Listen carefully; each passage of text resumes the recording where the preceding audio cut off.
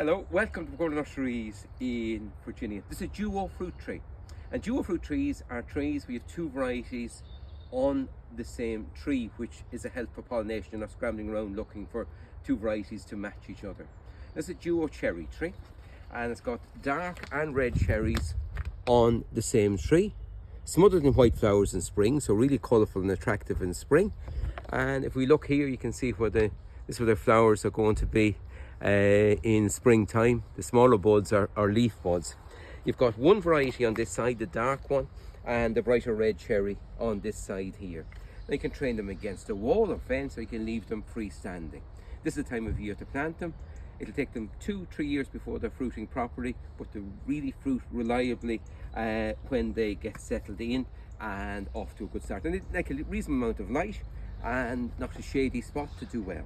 But to plant them, you dig a hole twice the depth of the pot, a little bit of super tri planting fertilizer at the bottom, some compost and soil on top, and the same back in around. And this really attractive cherry. Remember, you're going to get white flowers like any ornamental cherries in spring, and the bonus of lots and lots of fruit in autumn.